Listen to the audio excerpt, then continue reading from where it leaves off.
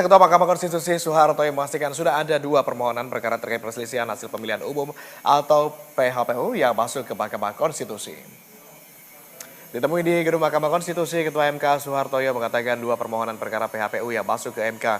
Di antaranya satu gugatan untuk Pilpres yang telah diajukan oleh tim hukum dari pasangan calon Anies Baswedan dan Muhaimin Iskandar pada Kamis kemarin, serta satu lagi permohonan perkara PHPU terkait pileg yang diajukan oleh Nurmiati La Abu Saleh dari Partai Amanat Nasional untuk Provinsi Maluku. Sementara pasangan Ganjar Mahfud hingga Jumat pagi belum mengajukan gugatan terkait Pilpres ke Mahkamah Konstitusi.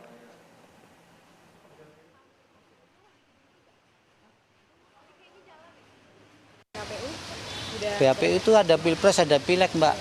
Kalau Pilpres satu, Pileg ada satu. Pileg satu. Rencananya untuk paslon 3 katanya besok, Pak. Ini Oh, iya. sudah terkonfirmasi? Tidak pernah komunikasi dengan kami ya. Tidak tahu kalau dengan bagian pendaftaran atau bagian konsultasi ya. Dengan kami pimpinan atau hakim ya nggak ada akses untuk komunikasi. Nggak mengimbau karena kita ini kan badan peradilan yang nggak boleh terlalu aktif toh, Mbak. Orang mau datang, mau mencari keadilan. Untuk mengetahui informasi terkini sudah ada jurnalis BTV Sela Rizky dan juru kamera Eko Biadi. Selamat sore, Sela. Sela, hingga saat ini sudah ada berapa laporan terkait perselisihan hasil pemilihan umum yang masuk ke Mahkamah Konstitusi? Baik, selamat sore Agung dan juga pemirsa. Memang pada hari ini Mahkamah Konstitusi masih membuka pendaftaran terkait perselisihan hasil pemilihan umum atau PHPU. Jika ditanyakan ada berapa, hingga sejauh ini terdapat satu untuk Pilpres dan 3 untuk Pileg. Untuk detailnya, ada gugatan Pilpres memang diajukan oleh pasangan Anies Baswedan dan juga Muhaimin Iskandar pada Kamis kemarin. Ini ada satu. Selanjutnya untuk Pileg sendiri ini berdasarkan informasi dari laman resmi Mahkamah Konstitusi yang kami cek tadi ada 3. Dan untuk Jumat ini pada 22 Maret 2024 ada gugatan dari caleg Partai Hanura untuk Provinsi Sumatera Selatan yang datanya tadi masuk sekitar pukul 11:44 menit. Dan yang kedua pada hari ini ada gugatan dari caleg Partai Amanat Nasional atau PAN untuk Provinsi Jawa Timur yang mana datanya ini masuk pada pukul 1 siang tadi. Dan kemarin juga ada satu laporan dari Partai Amanat Nasional untuk Provinsi Maluku yang datanya masuk sekitar pukul 10 malam. Dan memang Agung dan pemirsa memang sejauh ini ada satu untuk Pilpres dan juga 3 untuk Pileg. Namun untuk informasi yang lebih lengkapnya saat ini saya sudah bersama dengan juru bicara MK yakni Bapak Fajar Laksono untuk mengetahui informasi yang lebih detail. Selamat sore Pak Fajar. Selamat sore, Mbak.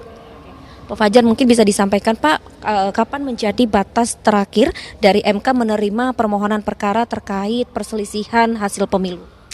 Ada 2 untuk Pileg, itu kan hitungannya 3 kali 24 jam. Kalau dihitung dari pengumuman KPU kemarin 22.19, pukul 22.19, berarti batas waktu pengajuan permohonan untuk PHPU Pileg itu Sabtu 22 pukul 22.19. Sementara untuk PHPU Pilpres karena dia 3 hari, maka batas waktunya Sabtu pukul 24. Itu. Baik, berarti hingga saat ini masih tersedia 1 hari ya Pak ya untuk mengajukan gugatan. Dan selanjutnya Pak, permohonan perkara terkait apa saja yang saat ini sudah masuk ke MK? Yang terbaru yang saya terima laporannya adalah ada total ada 4 pengajuan permohonan Pileg perseorangan. Dalam hal ini belum ada partai politik, tapi ini perseorangan. Kemudian 1 calon anggota DPD dan 1 Pilpres. Nah, jadi total hari ini sampai sore ini 6 permohonan yang diterima Mahkamah Konstitusi. Berarti ada penambahan yang terbaru yaitu tadi dari caleg DPD begitu ya Pak ya? Baru masuk. Oke Pak, selanjutnya setelah ini laporannya masuk, tahapan selanjutnya dari MK seperti apa? Iya, memang agak berbeda untuk yang Pilpres dengan Pileg. Kalau di Pileg, PHPU Pileg itu ada waktu untuk perbaikan permohonan. ada waktu 3 kali 24 jam yang kedua bagi para pemohon untuk memperbaiki permohonannya. Sementara untuk PHPU Pilpres itu tidak ada perbaikan, nanti hari Senin tanggal 25 Maret itu sudah diregistrasi. Nah, diregistrasi berarti permohonan berubah menjadi perkara, kalau sudah perkara dia harus disidangkan. 25 Maret disidangkan diregistrasi, kemudian sidang 14 harinya itu adalah tanggal 22 April untuk putusan. Berarti tanggal 25 memasuki masa registrasi dan kemudian akan disidangkan 14 hari setelahnya begitu Pak ya? Ya, sejak diregistrasi ya. Jadi tanggal 25 sejak diregistrasi 14 hari kerja ke depan itu sudah harus putus.